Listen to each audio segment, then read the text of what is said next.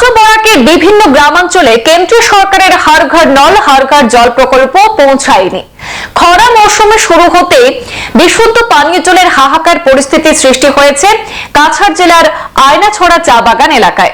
প্রায় ৩৫০টি পরিবার বিশুদ্ধ পানীয় জলের সমস্যায় চরম দুর্ভোগ পোহাচ্ছেন।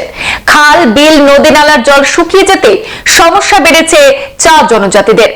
চিরি নদীর জলে জীবন বাঁচলেও অবৈধ পাথর মাফিয়াদের দৌড়াতে চিরি নদীর জলও খাওয়ার অনুপযোগী হয়ে পড়ায় সমস্যা বেড়েছে বৃহত্তর এলাকার মানুষের।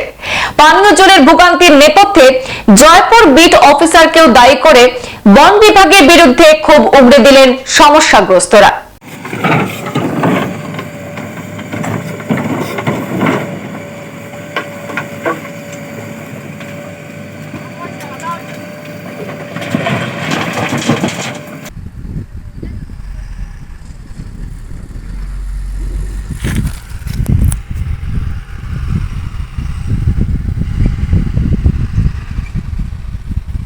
ন্যূনতম খাওয়ার জলের অভাবে চা জনজাতিরা ক্রমাগত ধুঁকতে হচ্ছে, অথচ এ নিয়ে কোনো ভ্রুক্ষেপই নেই কাছাড় জেলা প্রশাসন থেকে শুরু করে আসামের রাজ্য সরকারের।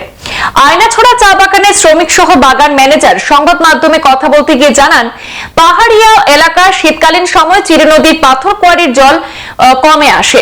তখনই পাথর কোয়ারি থেকে পাথর ব্যবসায়ীরা 20 থেকে 25টি জেসিবি লাগিয়ে পাথর পাচার করার ফলে চিরি নদীর জল ঘোলা এবং নোংরা হয়ে যায়, আর সেই জল পান করতে হয় সেখানকার চা জনজাতিদের। চিরি নদীর জল ছাড়া আয়নাছড়া বাগানের বিহিত কোনো ব্যবস্থাই নেই। এমনকি জেসিবি দিয়ে যারা গাছের নিচ থেকে পাথর খনন করে নিচ্ছেন তার কয়েকশো বিঘা জমি চিরি নদীর কবলেও ভেসে যায়। এ নিয়ে বন বিভাগের ডিএফও এবং লক্ষ্মীপুর রেঞ্জ অফিসে লিখিতভাবে নালিশ জানিয়েও কোনো লাভ হয়নি বলে অভিযোগ করেছেন জনজাতিরা। এই এলাকার জনগণ সরাসরি জয়পুর বিট অফিসার সচিন কুমারকে দায়ী করে অবৈধ কাজে সরাসরি বিট অফিসার মদত দিচ্ছেন বলে অভিযোগ তুলেছেন ভুক্তভোগীরা। আমাদের হাতে মন্তব্য রয়েছে ভুক্তভোগী জনগণের, তাদের কাছ থেকে শুনে নেব বিস্তারিত অভিযোগ। আমার নাম তপন তন্তু ভাই, আমি আয়নাছড়া বাগান প্রেসিডেন্ট। আপনার অভিযোগটা কি?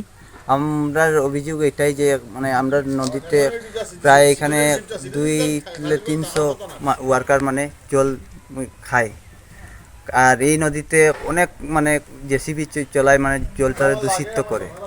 আর এটা নিয়ে আমাদের বাগান ম্যানেজারও অনেকবার মানুষ নিয়ে দৌড়াদৌড়ি করেছে, লাঠি দিয়ে মারপিট করেছে, কিন্তু তারা এখন পর্যন্ত ওই সেম করতে থাকে আর কোনো ধরনের রেসপন্স দেয় না। আমরা রাজদীপ গোয়ালাকেও এই ব্যাপারে জানাইছি যে আপনারা এখানে কি তাই সরকারি যে জল জীবন মিশনের কিছু নাইনি? আছে, কিন্তু বর্তমানে আমরা পিএইচই আছে, কিন্তু এটাই জলের কোনো নাই। আগে বোরিং হয়েছিল, কিন্তু বোরিং থাকায়ও আয়রন জল বের হচ্ছে, জলটা খাওয়ার উপযোগী না। না, আমাদের বিধায়ককেও বলেছি, বিধায়ককেও বলা হয়েছে যে আমাদের নদী থেকে একটু জলের লাইনটা করে দিলে ভালো হয়, কিন্তু আজ পর্যন্ত হয়নি।